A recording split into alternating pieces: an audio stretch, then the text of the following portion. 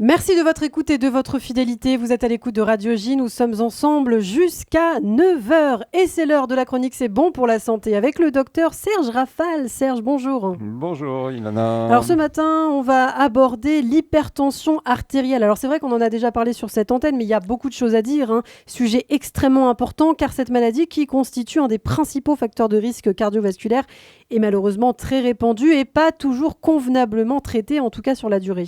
Oui, sujet effectivement d'importance, Ilana, car l'hypertension artérielle est sans doute la maladie la plus fréquente dans la société. On estime que près de 10 millions de Français ont des chiffres trop élevés et que sa fréquence augmentant avec l'âge, les 3/4 des personnes hypertendues ont plus de 60 ans. Il ne fait pas bon être sexagénaire et plus en ce moment.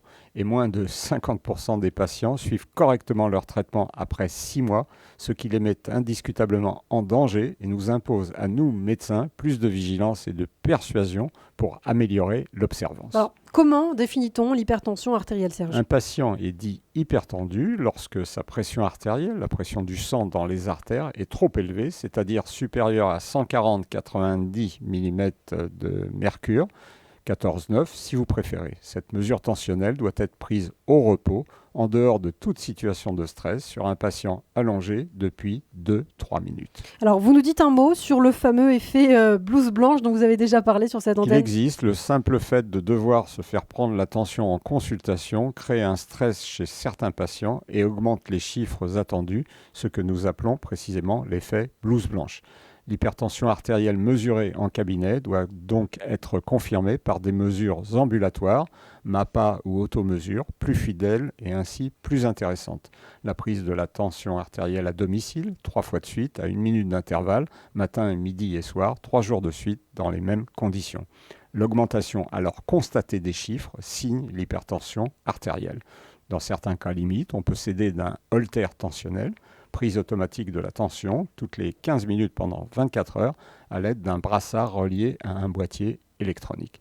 Si la majorité des chiffres est élevée, on parle d'hypertension artérielle et le traitement s'impose. Alors, l'hypertension artérielle expose à des risques importants. Oui, bien sûr. C'est la raison pour laquelle une hypertension artérielle doit absolument être traitée, même si elle est peu symptomatique, ce qui est fréquemment le cas. Elle expose en effet à des complications immédiates, infarctus du myocarde à AVC, ou tardives, insuffisance rénale ou cardiaque, problèmes aux yeux, rétinopathie, possiblement graves. Alors, pourquoi la tension artérielle, tout simplement, grimpe-t-elle ? Il y a en gros 2 grands groupes de malades, ceux les plus fréquents, 90%, chez lesquels aucune cause n'est retrouvée. L'hypertension artérielle est expliquée par une perte de souplesse de la paroi des artères avec l'âge, certaines maladies ou mauvaises habitudes, le diabète, l'insuffisance cardiaque, le surpoids, la sédentarité, le tabagisme, l'alcoolisme, une toxicomanie, et ceux peu nombreux, 10%, chez lesquels une cause qu'il faut absolument traiter est à l'origine de l'hypertension artérielle.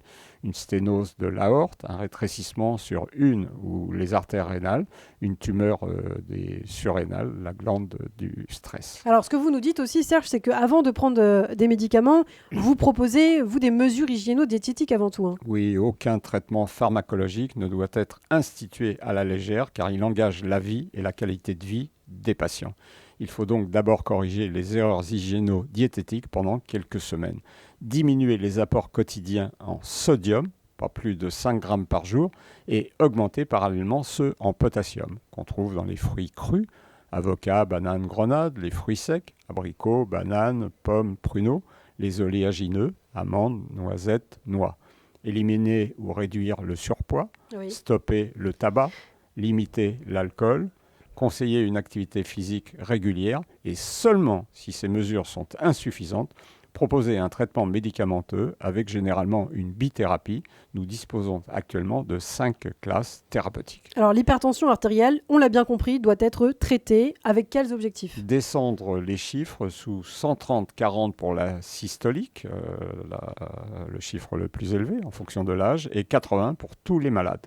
L'accent doit être mis sur l'efficacité du traitement et bien sûr son observance qui est, reconnaissons-le, insuffisante à moyen et à long terme. Alors, en conclusion, ce qu'on peut dire sur l'hypertension artérielle. L'hypertension artérielle est une maladie singulière qui fait généralement peu souffrir mais dont les complications peuvent être redoutables.